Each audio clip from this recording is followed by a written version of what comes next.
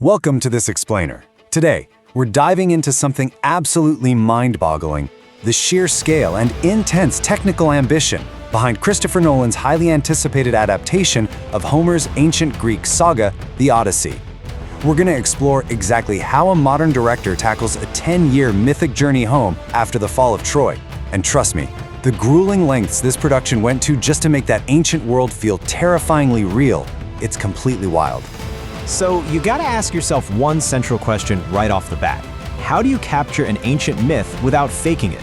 The monumental ambition of this project actually frames the production itself as its own kind of grueling mythic journey. To bring this timeless story to life, Nolan and his crew demanded that both cinematic technology and human endurance be pushed to their absolute breaking points. Basically, what you should take away from this explainer is that the behind-the-scenes reality of this movie is almost as epic as the ancient poem it's based on. All right, let's jump straight into Section 1, an unprecedented IMAX milestone.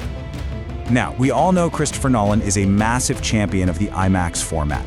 But for this film, he and his incredible cinematographer, Hoyt van Hoytema, pushed the technology further than ever before. To capture this sprawling 10-year journey home, the production went through a staggering 2 million feet of physical film. 2 million! I mean, to put that massive logistical nightmare into perspective for you, if you took all that film stock and unspooled it, it would stretch for almost 380 miles. Absolutely insane. This was basically the ultimate call to adventure for the crew. We are looking at the first feature-length film in history, shot entirely using IMAX film cameras.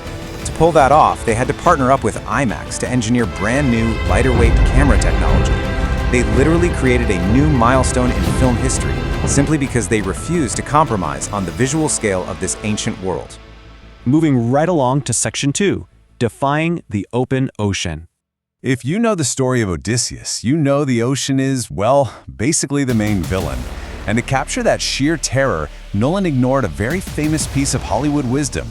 After his absolute nightmare experience making Jaws, Steven Spielberg notoriously warned directors to never shoot on the open ocean. But Nolan?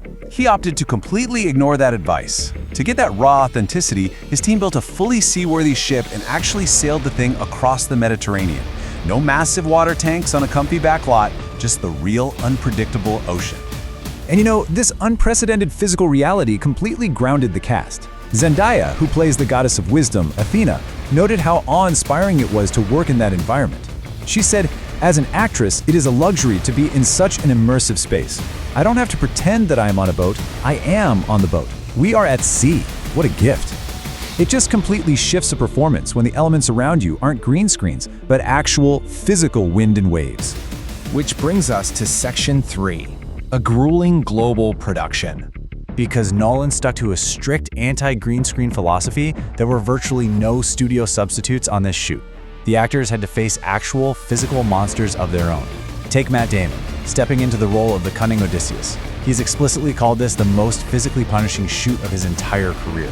And honestly, it makes total sense. Instead of a climate-controlled set, he was blasted with high-pressure water hoses to simulate raging storms. He had to endure daily 45-minute hikes up a rough Sicilian mountain just to get to work. And maybe worst of all, to capture the desolate underworld of Hades, he filmed in freezing rain during Iceland's white nights. It doesn't stop there. Nolan even put a terrifying practical spin on the iconic Trojan horse. Instead of relying on CGI, the crew built a full-scale physical wooden horse right on a beach. But it's not just rolling along on wheels, it's depicted as an offering to the gods, half-submerged and literally sinking into the surf. The actors inside the wooden structure had to actually breathe through straws as the real ocean tide rose around them. It's a completely visceral, deeply stressful way to shoot a scene, but man, it guarantees genuine tension on screen. And this monumental production didn't just stay in one place. It was a grueling 91-day global trek. To capture those shifting environments, the crew traveled to 5 different countries. They shot the sandy paradise of the nymph Calypso over in Morocco. Then they moved to Italy's Faviana, historically known as Goat Island, which is where a lot of Homeric scholars actually believe the real myth took place. In Greece, they used Nestor's Cave as a giant natural acoustic soundstage.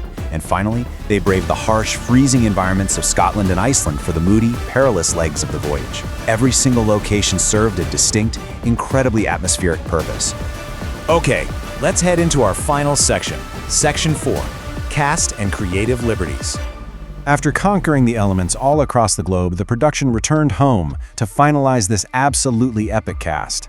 And the sheer volume of top-tier talent gathered here is just staggering.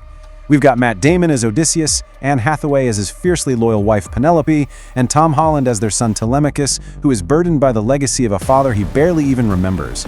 Robert Pattinson steps in as Antinous, the aggressive lead suitor trying to take over the kingdom. Zendaya as Athena, and Charlize Theron brings the nymph Calypso to life. Beyond all of them, the ensemble also impressively features Lupita Nyong'o, Jon Bernthal, and Samantha Morton. Like I said, a completely stacked cast. But look, with a spotlight this massive comes intense scrutiny. The production had to confront the historical legacy of their artistic choices. When early teaser images leaked online, history buffs sparked a huge debate regarding the creative liberties taken with the film's visuals, specifically the armor and weaponry. And it opened up a really fascinating question. Did Nolan sacrifice history for cinema? So let's break this debate down impartially, looking at historical record versus cinematic vision. The reality is that Mycenaean Greeks, living roughly 1600 to 1100 BCE, wore heavy bronze plate armor and carried short bronze weapons. That's just what the archaeological finds show us. But Nolan intentionally leaned away from that rigid textbook accuracy. Instead, he went with a totally different aesthetic, featuring gladiatorial-style leather armor and polished steel swords. So you have history buffs arguing for strict accuracy, while Nolan publicly defends his choice by saying he wanted a timeless look. He wanted the myth to feel universally dynamic and fluid on that giant IMAX screen. It's a classic clash between historical fidelity and artistic interpretation. Which leaves us with one final overarching thought as we wrap up this explainer. Does pushing human and technological limits to their absolute breaking point ultimately forge a stronger, more enduring cinematic myth? I mean, we've seen the 2 million feet of IMAX film, the practical sinking horse, the actors shivering in the Icelandic rain, and the bold aesthetic choices that invite so much debate. Will all of these punishing trials and unprecedented technical feats make this movie an epic voyage worthy of Homer himself? It certainly seems like the production was an Odyssey in its own right. Thanks so much for joining me on this deep dive, and as always, keep asking